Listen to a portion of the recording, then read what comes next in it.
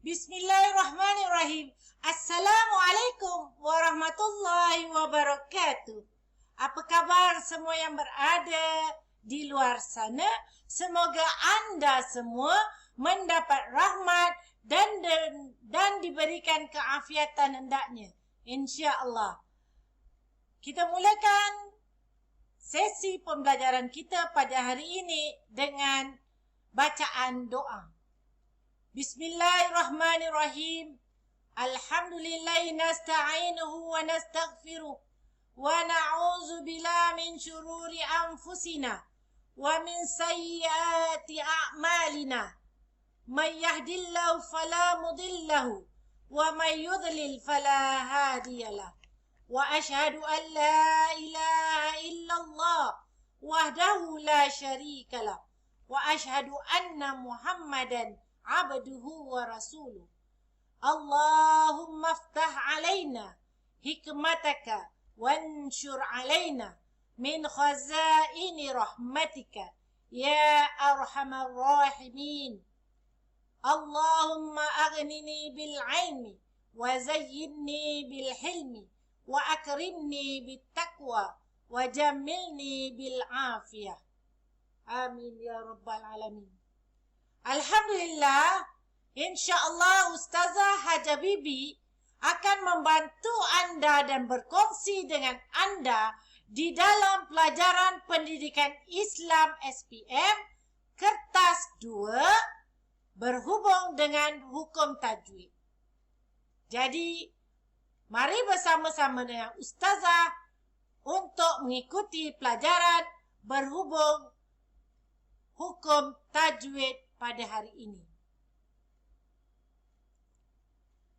InsyaAllah hari ini kita akan fokus kepada hukum nun dan mim syaddah ataupun yang bersabdu. Nama hukumnya ialah wajibul ghunnah. Huruf yang terdapat bagi wajibul ghunnah ialah mim yang bersabdu ataupun nun yang bersabdu. Jadi ada berapa huruf yang terdapat di dalam wajibul ghunnah? Ya, betul. Hurufnya ialah 2, iaitu mim yang bersabdu dan nun yang bersabdu. Cara bacaannya ialah dengung. Baik anak-anak dan penonton yang dirahmati Allah Subhanahu wa taala. InsyaAllah Ustazah akan membawakan kepada anda bacaan surah An-Nas ayat 1 hingga 6 dan kemudian Ustazah akan mengeluarkan hukum tajwid bagi pelajaran kita pada hari ini, iaitu hukum wajibul ghunnah. Sudah bersedia semua? InsyaAllah. Ikut Ustazah baca surah An-Nas ayat 1 hingga 6. Bismillahirrahmanirrahim. Qul a'udzu birabbin nas, malikin nas, ilahin nas, min syarril waswasil khannas, allazi yuwaswisu fi sudurin nas, minal jinnati wan nas. Sadaqallahul azim. Baik anak-anak dan penonton yang dirahmati Allah Subhanahu wa taala. Cuba kita lihat bagaimanakah hukum yang dinamakan hukum nun dan mim yang bersabdu. Hari ini Ustazah hanya fokuskan untuk nun yang bersabdu sahaja. Bagi hukum wajibul gunnah. Baik, dengungnya ialah 2 harakat. Jadi pastikan apabila anda membuatkan bacaan dan bacaan yang dibaca perlu dengung 2 harakat. Kita tengok bagi ayat yang pertama. Qul a'udzu birabbin nas. An-nas.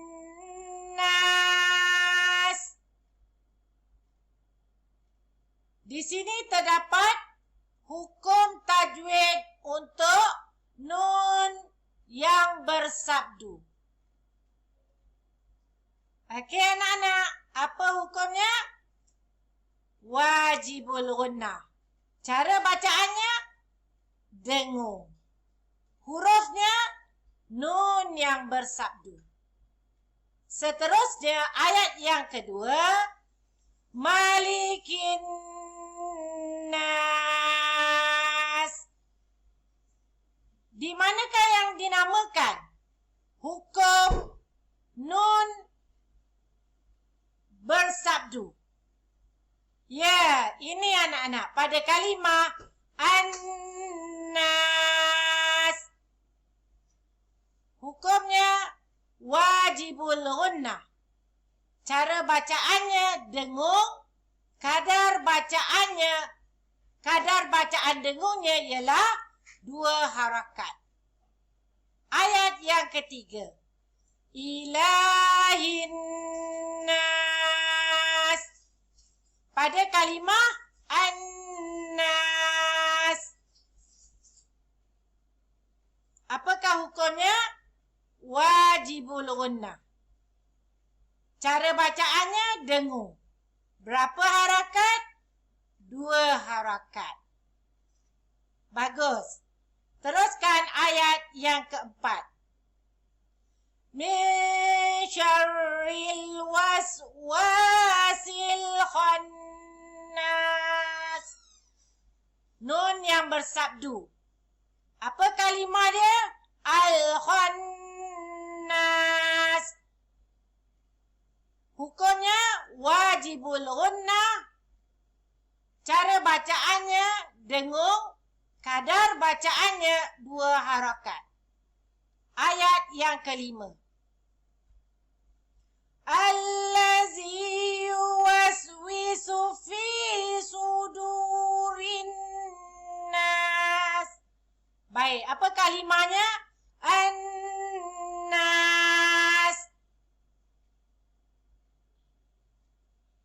Apa tanda bacaan dia? Nun yang bersabdu. Apa hukumnya? Wajibul gunnah.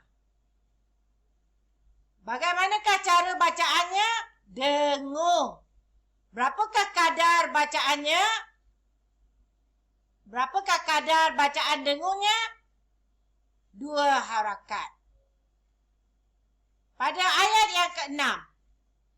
Minal jinnati wan nas. Pada kalimah al-jinnati. Yang mana nun yang bersabdu dihukumkan wajibul gunnah. Cara bacaannya dengung. Kadar bacaan dengungnya ialah 2 harakat. Pada kalimah an-nas, nun yang bersabdu. Hukumnya ialah wajibul gunnah. Cara bacaannya ialah dengung. Dan harakatnya ialah 2 harakat. Baik, Ustazah tandakan pada kalimah-kalimah yang telah kita bincangkan tadi. Anak-anak, ketika di dalam peperiksaan bila diminta soalan, garis atau berikan potongan kalimah yang terdapat hukum wajibul ghunnah dan cara bacaannya, anak-anak boleh mencatatkan ikut kotak yang ustazah paparkan ini. Jelas anak-anak? InsyaAllah. Baik, kita baca lagi sekali dan keluarkan hukum tajwid bagi wajibul ghunnah pada kalimah yang terdapat di dalam ayat yang kita baca. Qul a'udzu birabbin nas an-nas. Baik, anak-anak semua dan penonton, kalimahnya ialah an-nas. Baik, nun yang bersabdu, bulatkan nun yang bersabdu. Hukumnya ialah wajibul ghunnah. Cara bacaannya dengung, kadar bacaannya 2 harakat.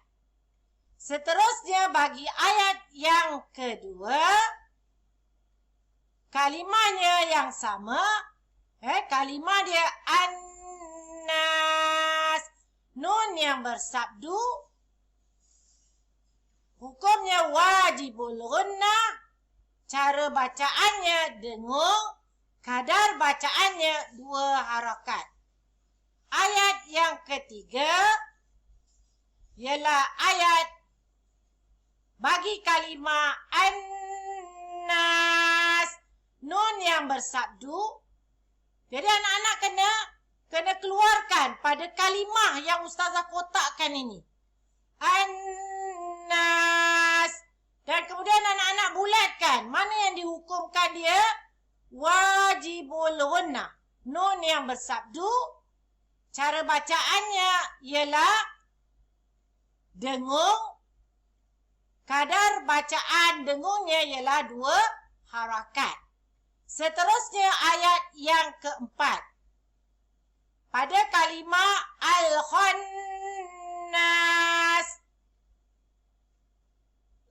Wajibul ghunnah terdapat pada kalimah al-khannas pada nun yang bersabdu. Cara bacaannya dengung. Hukumnya ialah wajibul ghunnah dan kadar dengungnya ialah 2 harakat. Pada ayat yang kelima surah An-Nas, iaitu pada ayat ini kita boleh lihat pada kotak yang ustazah letakkan di paparan, iaitu hukum tajwid wajibul ghunnah ialah nun yang bersabdu. Hukumnya ialah wajibul ghunnah. Kadar bacaannya 2 harakat dan cara bacaannya ialah dengung. Jadi bila diminta salin atau tulis potongan ayat, anak-anak buatkan yang kotak yang telah ustazah paparkan ini. Boleh? InsyaAllah. Bagi ayat yang penghabisan pada surah An-Nas, kita lihat pada kalimah al-jinnati. Al-jinnati iaitu nun yang bersabdu. Hukumnya wajibul ghunnah. Cara bacaannya dengung. Kadar bacaannya ialah 2 harakat. Seterusnya pada ayat yang ke-6 bagi kalimah an-nas, iaitu nun yang bersabdu. Hukumnya ialah wajibul ghunnah. Cara bacaannya ialah dengung. Kadar bacaannya ialah 2 harakat. Mudah-mudahan anak-anak semua dapat mengetahui bagaimanakah untuk menulis potongan ayat dan mengeluarkan potongan ayat tersebut untuk diletakkan di dalam kertas jawapan bagi kertas 2. InsyaAllah anak-anak, supaya hukum tajwid dapat anda kuasai dengan mudah.